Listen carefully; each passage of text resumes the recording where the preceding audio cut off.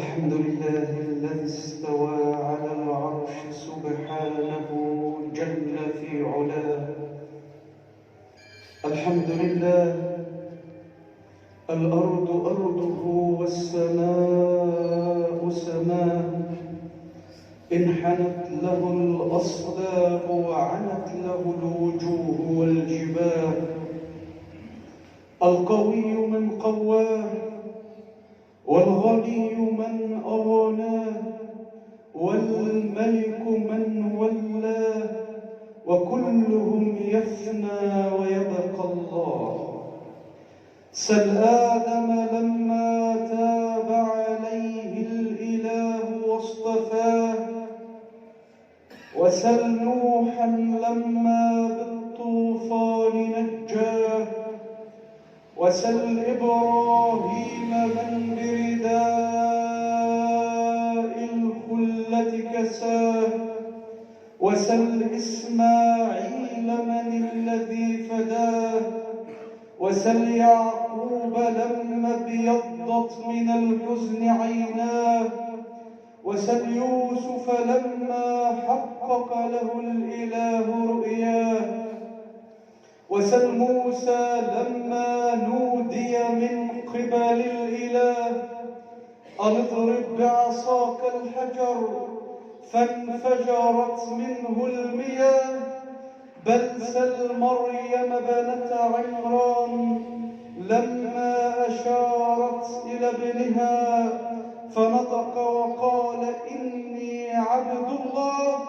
بل سل الكون كله ستعلم أن الكون يوحد الله.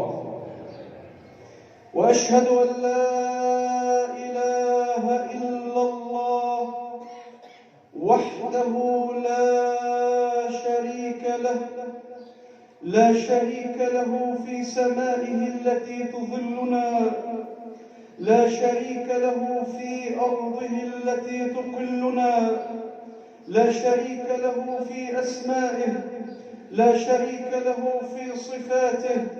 فيا عجبا كيف يعصى الإله، أو كيف يجحده الجاحد، وفي كل شيء له آية تدل على أنه الواحد.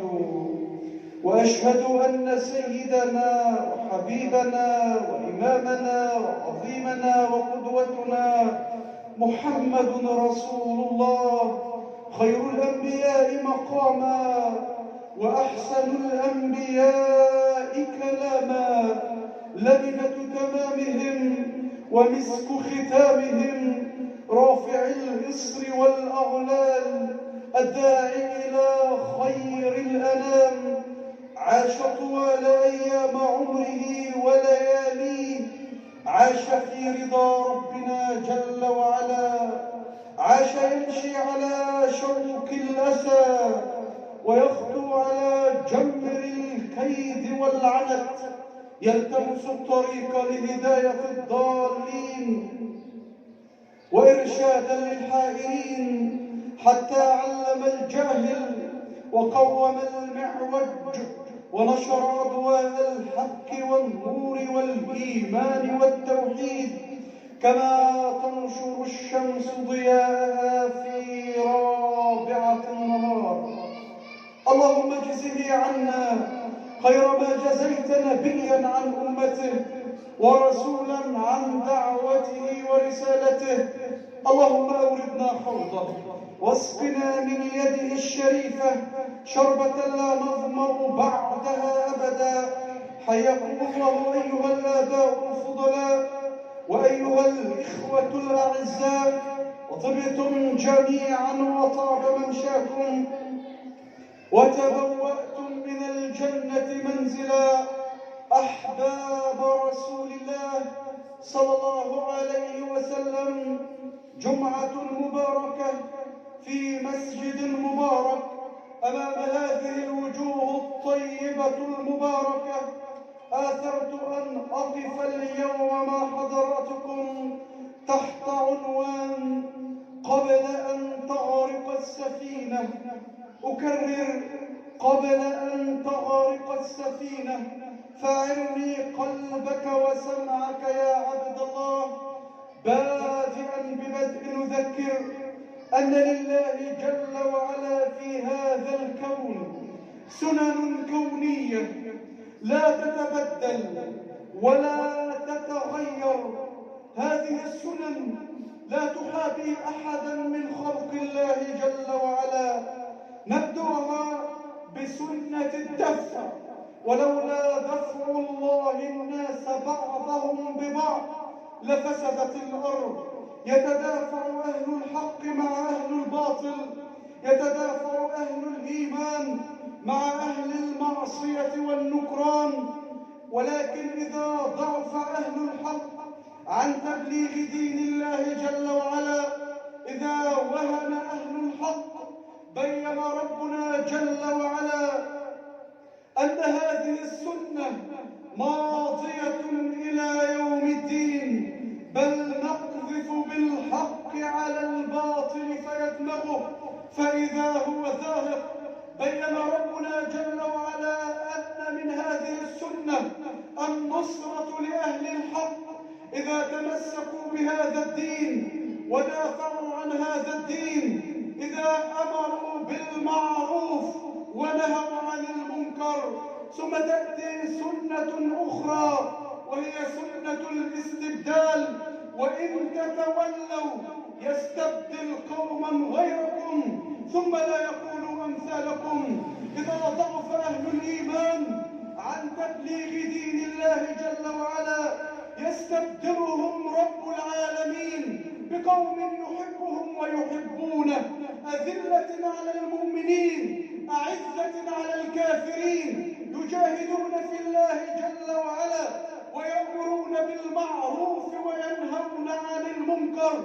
وتأتي سنة أخرى وهي سنة التداول، وتلك الأيام نداولها بين الناس.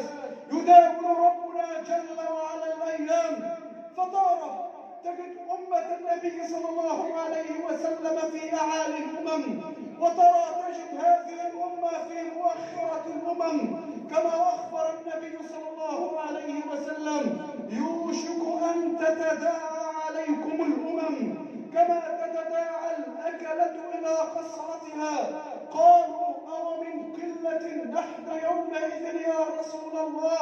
قال: لا، ولكن لكم غثاء كغثاء السيل، ولينزعن الله المهابة من قلوب عدوكم لكم، ولينزعن الله المهابة من قلوب عدوكم لكم.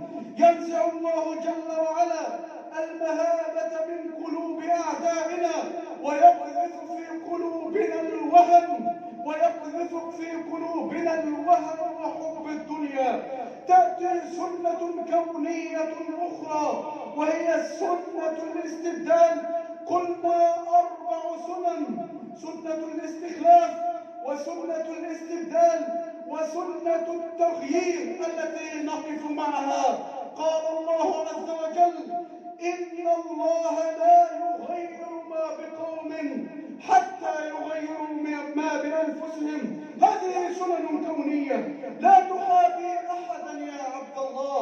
أردت أن أنطلق منها إلى هذا الموضوع، أكررها على أذهان حضراتكم: سنة الدفع، سنة الدفع، ثم سنة التغيير، ثم سنة التداول. هذه سنن كونية يا عباد الله لا تحابي أحد. ننطلق إلى ما أردت أن أقف عليه: سفينة واحدة نركبها جميعا، سفينة المجتمع، يركبها البار والفاجر، يركبها الصالحون والطالحون، يركبها أهل الإيمان ويركبها العاصون. هذه السفينة جميعا نركبها. بين لنا النبي صلى الله عليه وسلم، قال النبي صلى الله عليه وسلم كما في المتفق عليه، بين النبي صلى الله عليه وسلم فقال: مثل القائم على حدود الله. والحديث يرويه النعمان بن بشير وهو عند البخاري وغيرهم: مثل القائم على حدود الله. اسمع لهذا المثل النبوي البليغ. من نبيك صلى الله عليه وسلم: مثل القائم على حدود الله والواقع فيها كمثل قوم استهموا على سفينة فأصاب قوم أعلاها وأصاب قوم أسفلها، أصاب بعضهم أعلاها وأصاب بعضهم أسفلها، فكان الذين في أسفلها إذا أرادوا أن يستقوا الماء مروا على من فوقهم فقالوا: لو أن خرقنا في نصيبنا خرقا حتى لا نؤذي غيرنا، فإن تركوهم وما أرادوا هلكوا وهلكوا جميعا، وإن أخذوا على أيديهم نجوا ونجوا جميعا. أليس هذا هو الحال؟ يضرب لنا النبي صلى الله عليه وسلم مثلا لهذا المجتمع كمثل سفينة يركبها الجميع، يستهم عليها الجميع، في أعلى هذه السفينة قوم وفي أسفلها قوم. أراد القوم الذين في أسفلها أن يستقوا الماء، أن يشربوا الماء، فكانوا يمرون على من فوقهم فقالوا: لو أنا خرقنا في نصيبنا خرقا حتى لا نؤذي غيرنا، فإن تركوهم وما أرادوا هلكوا جميعا، وإن أخذوا على أيديهم نجوا جميعا.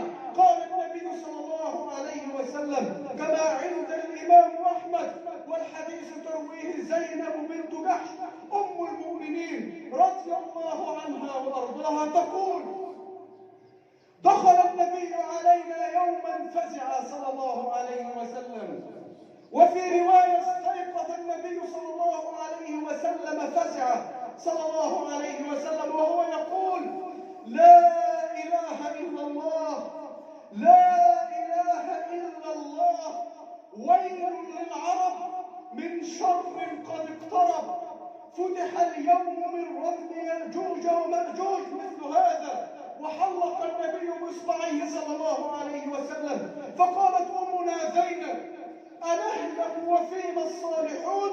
اسمع يا عبد الله، أنهلك وفينا الصالحون؟ قال: نعم، إذا كثر الخبث، إذا كثر الخبث، إذا كثرت المعاصي والمنكرات هلك الجميع. قلت لكم سفينة واحدة نركبها جميعا، إذا لم نأخذ على أيدي العصاة وعلى أيدي السفهاء فلن ننجو، فسنهلك جميعا، ويبعث الجميع يوم القيامة على نياتهم. أبو الدرداء يوم أن فتح المسلمون قبرص جلس وحيدا يبكي، فسألوه: لما تبكي في يوم أعز الله فيه الإسلام والمسلمين؟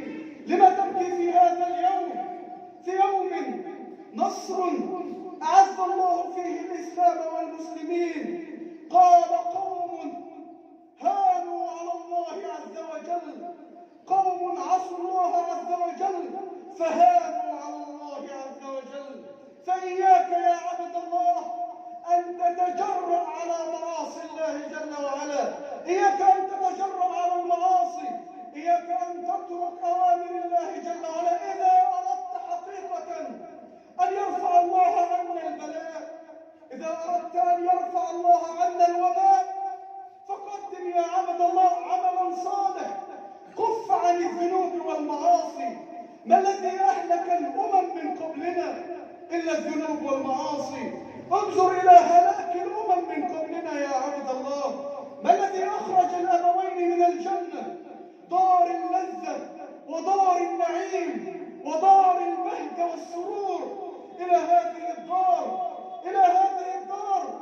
ما الذي طرد إبليس ولعنه ومسخ ظاهره وباطنه وبدل بالقرب بعدا؟ ما الذي جعل القرية عاليها سافلها؟ ما الذي أمطر حجارة من سجيل على قوم عصوا الله عز وجل؟ ما الذي أغرق فرعون وجنده فالأجساد إلى الغرق والأرواح إلى النار؟ النار يعرضون عليها غدوا وعشيا. ما الذي أهلك قارون وخسف به الأرض؟ إنها الذنوب والمعاصي يا عباد الله، إنها الذنوب والمعاصي تضر الأجسام والأبدان كما تضر السموم الأبدان. سبب هلاك الأمم من قبلنا إنها الذنوب والمعاصي. قال ربنا جل وعلا: ومن أعرض عن ذكري فإن له معيشة ضنكا ونحشره يوم القيامة أعمى. ضنك في الحياة، ضنك في المعيشة، ضنك في الأكل والمشرب، ضنك في كل شيء حتى وإن تنعم بكل شيء. قال الحسن البصري: إن الله جل وعلا شاء الله جل وعلا إلا أن يذل من عصاه، إلا أن يذل من عصاه ويعز من أطاعه سبحانه وتعالى. نبينا صلى الله عليه وسلم يوم أن ارتجفت المدينة والنبي حي بين الصحابة صلى الله عليه وسلم، تزلزلت المدينة على عهد النبي صلى الله عليه وسلم، فنظر إلى الصحابة وقال: إن ربكم يستعتبكم فاعتبوه، إن ربكم يستعتبكم فاعتبوه. ولما ارتجفت على عهد عمر بن الخطاب أمسك بها وقال: ما هذا أوانك، ما هذا أوانك. ثم نظر إلى الصحابة وقال: ما كان إلا بشيء أحدثتموه، فإن عادت مرة أخرى والله لا أجاوركم فيها أبدا أبدا. فالذنوب والمعاصي سبب لهلاك الأمم يا عباد الله. قال النبي قال الله عز وجل: كنتم خير أمة أخرجت للناس تأمرون بالمعروف وتنهون عن المنكر. خيرية هذه الأمة ابتداء في الأمر بالمعروف والنهي عن المنكر. أوحى الله جل وعلا إلى يوشع بن نون: أني سأهلك من قريتك 60,000 من العصاة و40,000 من الطائعين. قال: يا رب، هؤلاء العصاة فما بال الطالحين؟ هؤلاء العصاة فما بال الطائعين؟ قال: إنهم لم يغضبوا لغضبي، لم يغضبوا لغضبي، كانوا يرون المنكرات لا يغضبون لغضب الله جل وعلا، لا يأمرون بمعروف ولا ينهون عن منكر فعلوه. هكذا أمر ربنا جل وعلا. وفي رواية أخرى أوحى الله عز وجل إلى ملك من الملائكة أن أهلك هذه القرية كلها. قال: يا رب، فيها عبدك فلان قائم يصلي. قال: به فابدأ، به فابدأ. لم يتبعر وجهه لي يوم، لم يغضب لله جل وعلا، كان يرى المنكرات ويرى المعاصي، لا يأمر بمعروف ولا ينهى عن منكر. قال النبي صلى الله عليه وسلم: لتأمرن بالمعروف ولتنهن عن المنكر أو ليوشكن الله جل وعلا أن يعمكم بعقاب من عنده. هي نقص عقاب. لتأمرن بالمعروف ولتنهن عن المنكر أو ليوشكن الله جل وعلا أن يعمكم بعقاب من عنده. ثم تدعونه فلا يستجيب لكم، تدعون الله جل وعلا فلا يستجيب لكم. إذا أردت أن تعرف سبب الوباء، إذا أردت أن تعرف سبب الوباء وسبب البلاء، قال النبي صلى الله عليه وسلم كما عند الإمام أحمد: يا معشر المهاجرين، 5 إذا ابتليتم بهن وأعوذ بالله أن تدركوهن. فذكر منهم النبي صلى الله عليه وسلم: ما ظهرت الفاحشة في قوم حتى يعلنوا بها، حتى يعلنوا بها إلا فشى فيهم الأوجاع والأمراض التي لم تكن في أسلافهم. أعرفتم سبب كورونا وما نحن فيه؟ إذا ظهرت الفاحشة، والله أعلن بالفاحشة في كل مكان، ظهر الفساد في البر والبحر بما كسبت أيدي الناس. لم يترك بني آدم مكان إلا وعصوا الله جل وعلا في البر وفي البحر وفي السماء وهم بين يدي الله جل وعلا. عصوا الله جل وعلا في كل مكان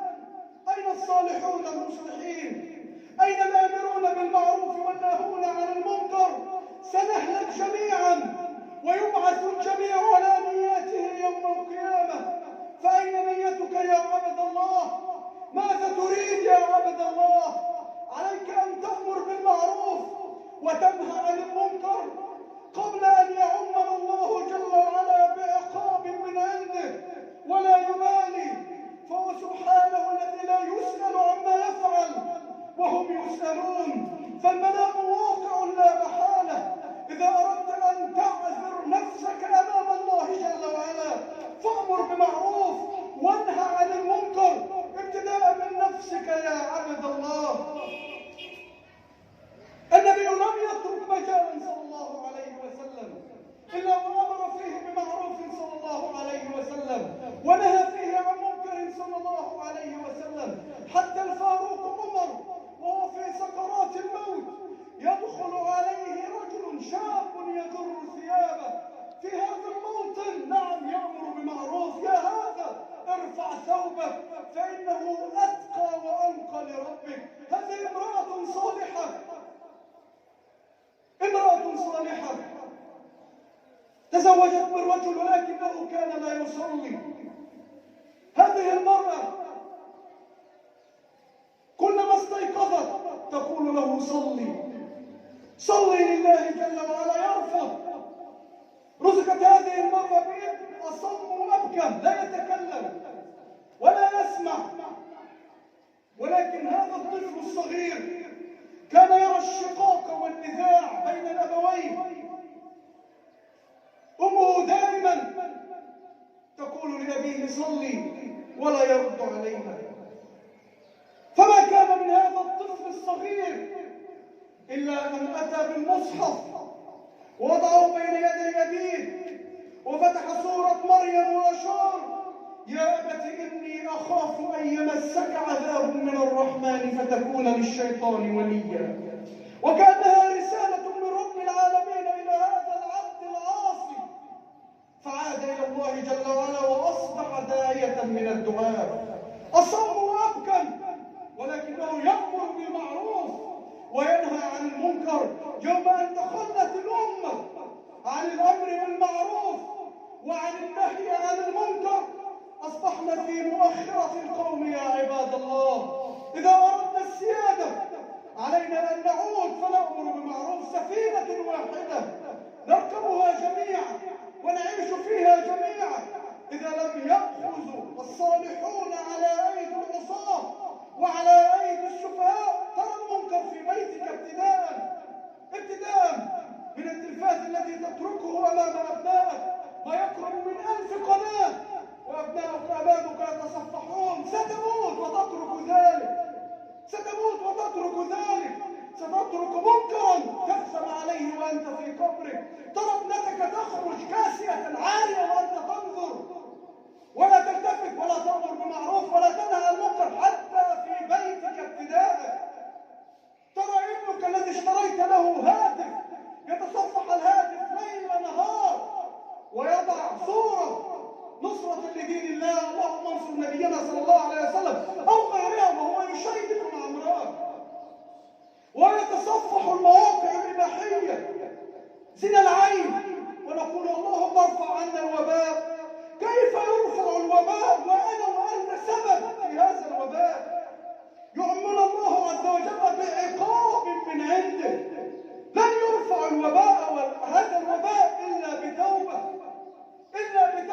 صادقة. سليمان عليه وعلى نبينا الصلاة والسلام لما منع القحط وأجدبت الأرض على عهده وهو نبي من أنبياء الله جل وعلا خرج يناجي ربه، خرج يصلي صلاة الاستسقاء.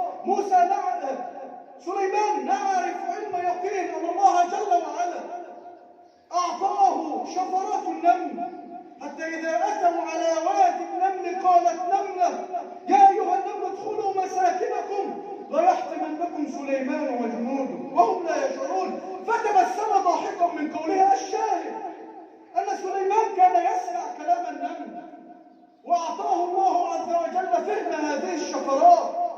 مر سليمان خرج ليصلي صلاة الاستسقاء ومعه قومه، سمع نملة تقول يا رب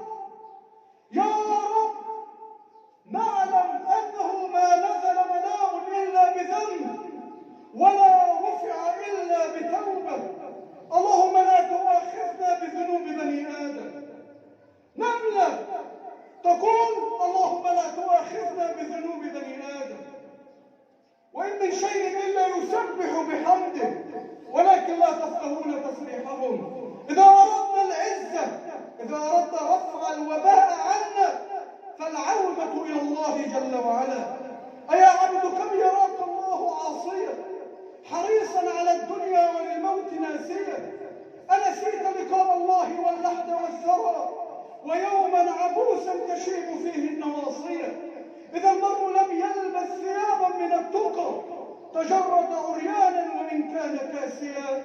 تبقى الأخيرة وهي تحقيق الإيمان، نرجعها إلى ما بعد جلسة الاستراحة. أقول ما تسمعون وأستغفر الله لي ولكم.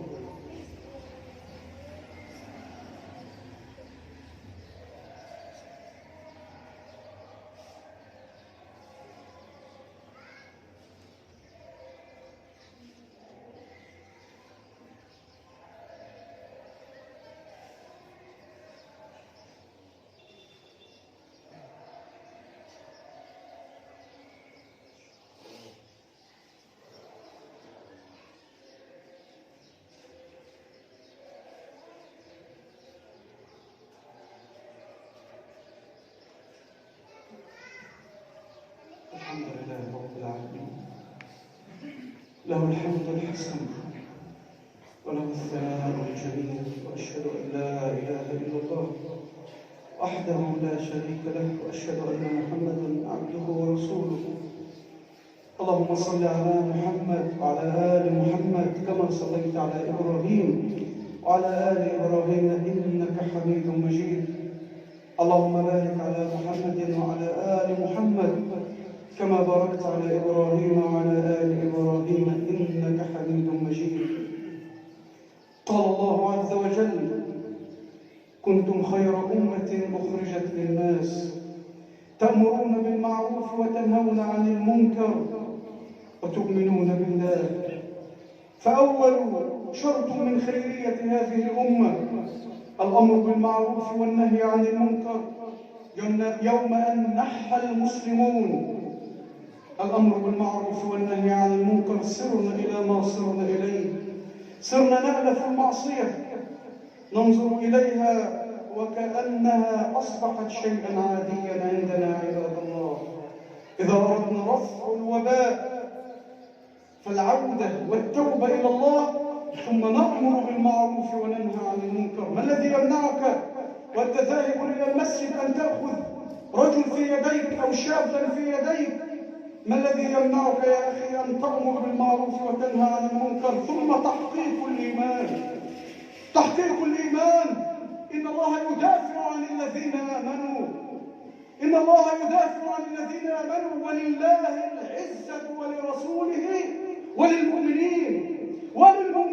رب العالمين سيدافع عنك، سيتولاك برحمته جل وعلا إذا حققت كمال الإيمان، إذا حققت كمال العبودية لله جل وعلا. انظروا إلى أسلافكم، انظروا إلى أجدادكم. ما الذي جعل أبو بكر الصديق يسبق وينادى يوم القيامة من أبواب الجنة الثمانية؟ إنه الإيمان. لم يسبق أبو بكر بكثير صلاة ولا صيام، إنما بشيء وقر في قلبه رضي الله عنه وارضاه. ما الذي جعل عمر القرآن ينزل موافقا لرأي عمر؟ ما الذي جعل عمر الشيطان يفر من الطريق الذي يمضي فيه عمر؟ إنه الإيمان، إنه الإيمان. قل لي بالله عليك، ما الذي جعل عثمان تستحي منه ملائكة السماء؟ إنه الإيمان. قل لي بالله عليك، ما الذي جعل علي بن أبي طالب يقول له النبي صلى الله عليه وسلم: أنت مني بمنزلة هارون من موسى؟ إنه الإيمان. قل لي بالله عليك، ما الذي جعل خالد بن الوليد بعد أن كان معادلا للإسلام ويحارب المسلمين سيف من سيوف الله جل وعلا؟ إنه الإيمان. قل لي بالله عليك، ما الذي جعل حنظلة يغسل بين السماء والأرض بماء المزن؟ إنه الإيمان. قل لي بالله عليك، ما الذي جعل عبد الله بن حرام يكلمه رب العالمين كفاحا عيانا بيانا بعد أن مات وقال: عبدي كمن عليه؟ إنه الإيمان. قل لي بالله عليك، ما الذي جعل سعد بن معاذ يهتز له العرش، بل ويخرج النبي يشمر ثيابه صلى الله عليه وسلم ويقول للصحابة: هيا بنا نسرع نغسل سعد قبل أن تصبح إنه الإيمان. قل لي بالله عليك، ما الذي جعل النبي يسمع دف قعر نعل بلال في الجنة؟ إنه الإيمان. قل لي بالله عليك، ما الذي جعل النبي يقول لمعاذ الذي مات 33 عام: والله إني لأحبك يا معاذ؟ إنه الإيمان. يوم حققوا الإيمان على أرض الواقع قولا وفعلا وعملا تغيرت لهم الدنيا يا عباد الله. إذا شئنا هم أجدادنا وهم أسلافنا، فنصرة إليهم يا عباد الله، نصرة إليهم وعلى ما رباهم عليه النبي صلى الله عليه وسلم. فالعودة إلى الله جل وعلا قبل أن يهلك الجميع، وسيبعث الجميع بين يدي الله جل وعلا. فاعذر نفسك يا عبد الله، وأمر بالمعروف وانهى عن المنكر، وحقق الإيمان بينك وبين ربك يا عبد الله. الأمر يسير. أين أنت من الصلوات الخمس؟ أين أنت من صلاة الفجر؟ أين أنت من بر الوالدين؟ أين أنت من بر الوالدين؟ أين أنت من الدعوة إلى الله جل وعلا؟ كل هذه الأمور تقربك من رب العالمين وتجعلك من الأصفياء بل من الأولياء، كما هو مذهب أهل السنة والجماعة. كل مؤمن ولي، والولي لا يرد له دعوة يا عباد الله. كان محمد بن واسع رحمه الله حينما يخرج في الغزوات يرفع أصبعه إلى السماء. يقولون: ماذا تقول يا محمد؟ يقول: أخذ لكم بمعالم الطريق. هل بيننا من يأخذ لنا بمعالم الطريق؟ كانوا ربانيين، كانوا ربانيين. نختم بهذه يا عباد الله حتى تعرف أن الإيمان سبب العزة وسبب التمكين. وعد الله الذين آمنوا منكم وعملوا الصالحات ليستخلفنهم في الأرض كما استخلف الذين من قبلهم. هذا رجل، انظروا، تحمل المرض، أصيب بمرض شديد وهو البواسير. تحمل هذا المرض وصبر عليه. كانوا يأتونه، يأتي بعض أصحابه ليزوره ليعوده، فيبكي على حاله، يبكي على حاله، على هذا الحال الذي يرى رجل مؤمن طائعا لله جل وعلا استسلم إلى المرض وينام على الفراش. فنظر إليه وبكى. قال: ما الذي يبكيك؟ قال: حالك هذا. فنظر إليه وقال: أحبه إلي،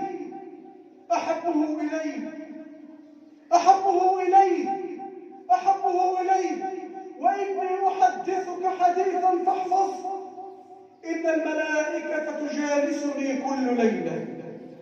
الملائكة تجالسه كل ليلة بتحقيقه الإيمان، بصبره والرضا بقضاء الله جل وعلا. عباد الله، فهل لنا من عودة؟ ألم يئن أن تحن قلوبنا إلى الله جل وعلا؟ أما آن لك يا عبد الله أن تعود وتتعظ. الموت يلاحقك من كل مكان، في كل طريق، بل في شارعك الذي أنت تسكن فيه، بل بجوارك يا عبد الله. وغدا ستقف أمام الله وتسأل عن الصغير وعن الكبير. فالله في أنفسكم، الله في أنفسكم. عودوا إلى ربكم جل وعلا. أسأل الله جل وعلا أن يجعلنا ممن يستمعون القول فيتبعون أحسنه. اللهم اغفر لنا ذنوبنا وإسرافنا في أمرنا. اللهم ثبت أقدامنا.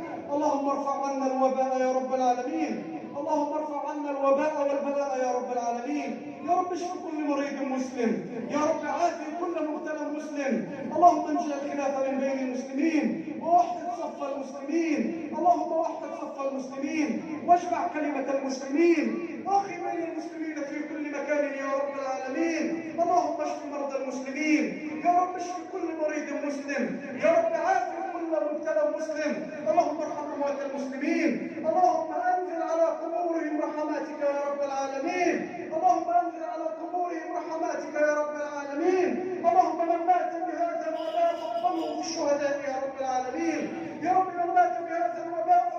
الشهداء يا رب العالمين، وارفع درجتهم في عليين يا رب العالمين. آمين آمين. عباد الله، فستذكرون ما أقول لكم وأفوض أمري إلى الله.